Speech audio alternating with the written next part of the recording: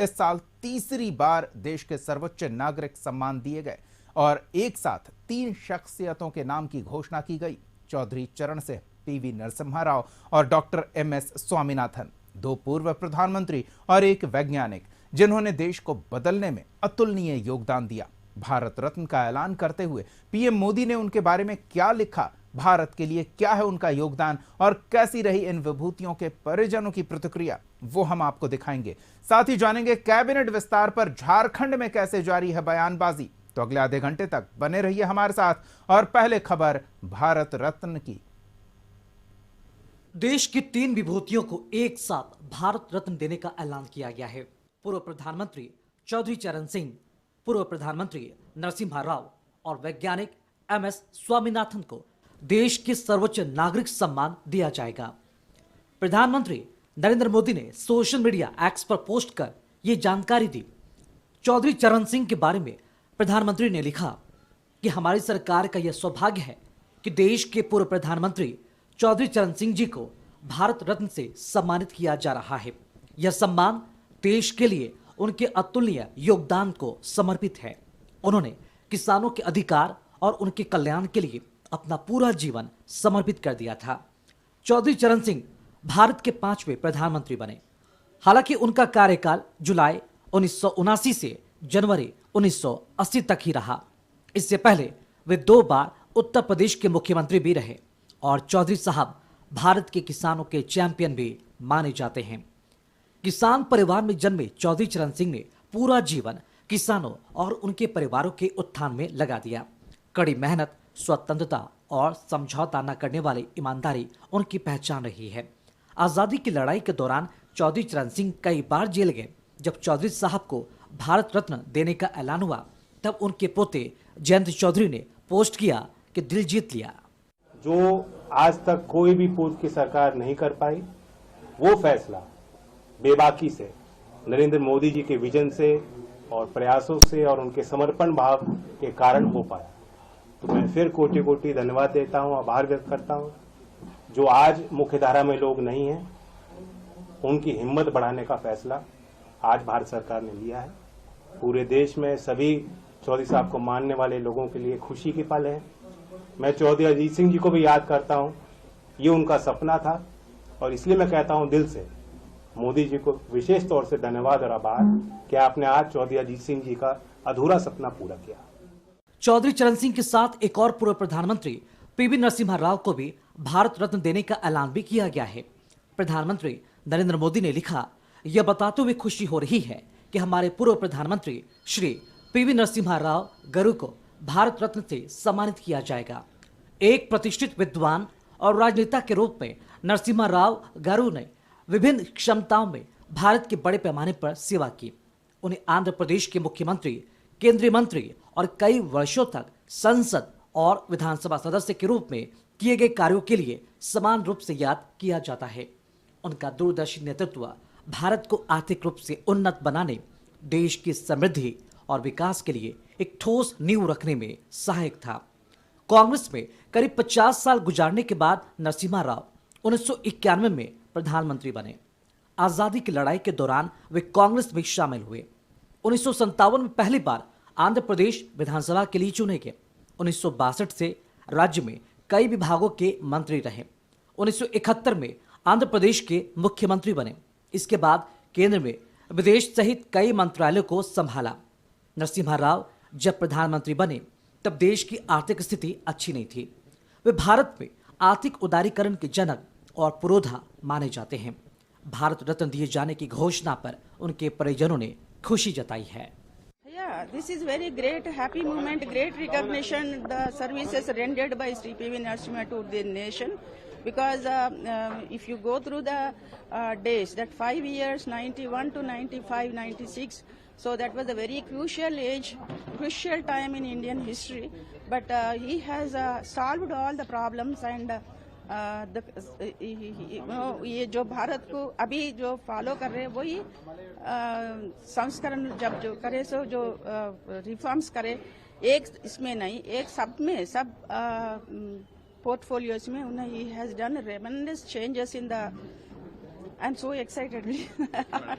Narendra Modi ji has become the national leader and as the leader of the whole, the world, where he has been constantly recognizing whether it is Padma Shri or Padma Vibhushan or including the Bharat Ratna.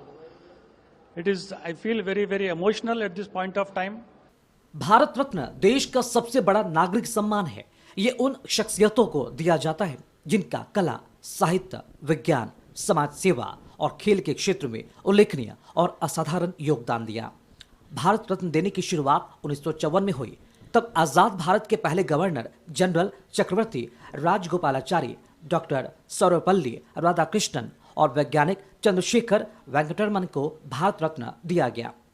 Bharat Ratna देने के लिए नाम की सिफारिश प्रधानमंत्री द्वारा राष्ट्रपति से की जाती है। पुरस्कार के तहत राष्ट्रपति द्वारा हस्ताक्षरित एक प्रमाण पत्र और एक पदक मिलता है। धनराशि नहीं की जाती है, लेकिन कई तरह की सुविधाएं दी जाती है। इस साल अब तक 5 शख्सियतों को यह सम्मान देने का ऐलान हुआ है। ब्यूरो रिपोर्ट, कशिश न्यूज। 2 पूर्व प्रधानमंत्रियों के साथ देश के बड़े कृषि वैज्ञानिक डॉक्टर एमएस स्वामीनाथन को भी भारत रत्न देने का ऐलान किया गया है। एमएस स्वामीनाथन वही वैज्ञानिक है जिनकी कोशिश से देश में हरित क्रांति आई। भारत भुखमरी से बाहर निकल सका और आज कई तरह के अनाज का एक्सपोर्ट कर रहा है। जिन लोगों को भारत रत्न देने का ऐलान किया गया, उसमें तीसरा नाम है कृषि वैज्ञानिक डॉक्टर एमएस स्वामीनाथन का। पीएम ने पोस्ट किया कि यह बेहद खुशी की बात है कि भारत सरकार कृषि और किसानों के कल्याण में हमारे देश में उनके उल्लेखनीय योगदान के लिए डॉक्टर एमएस स्वामीनाथन जी को भारत रत्न से सम्मानित कर रही है।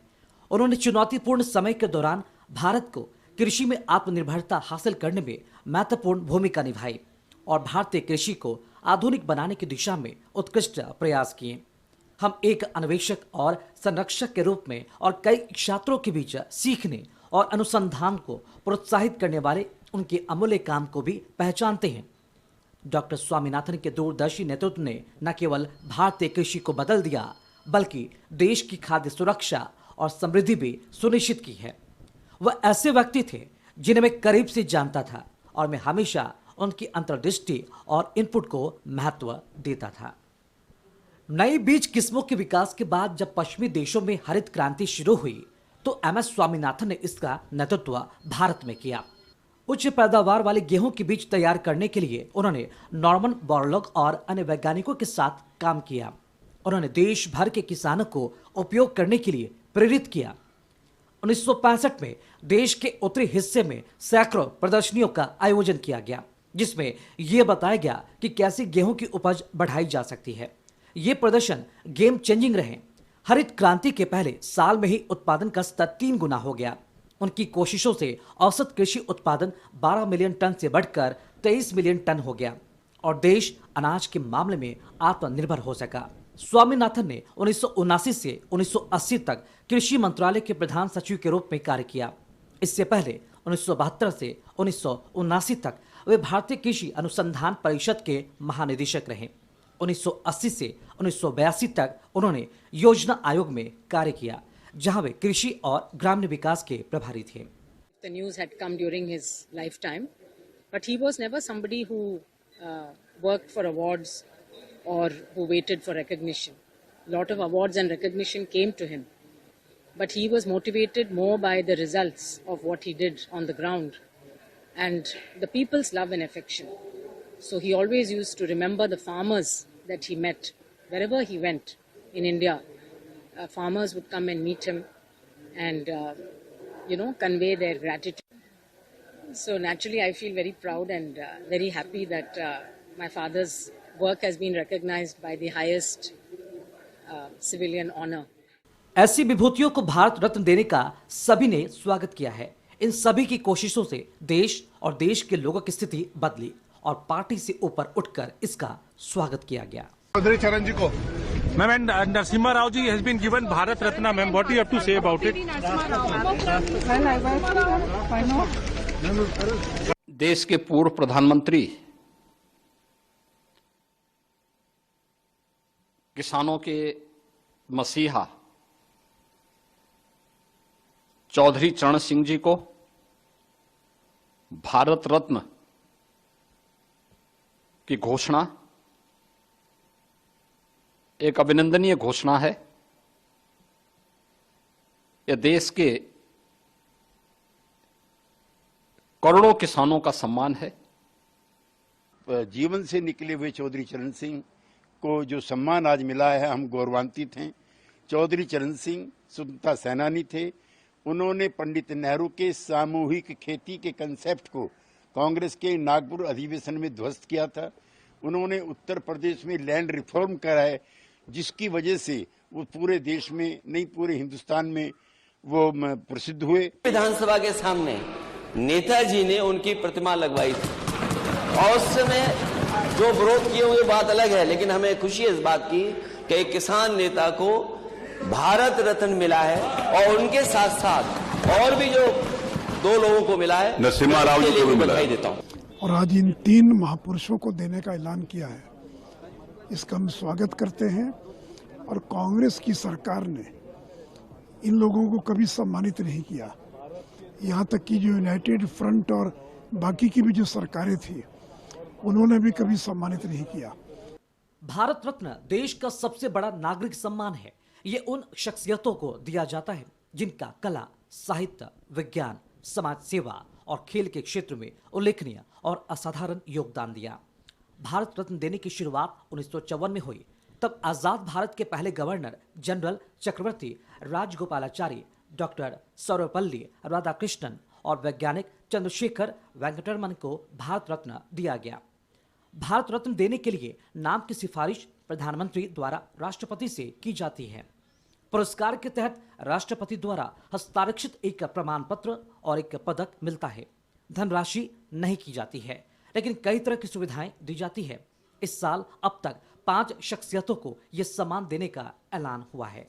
पहले कर्पूरी ठाकुर, फिर लाल कृष्ण आडवाणी और अब चौधरी चरण सिंह, पीवी नरसिम्हा राव और MS स्वामीनाथन।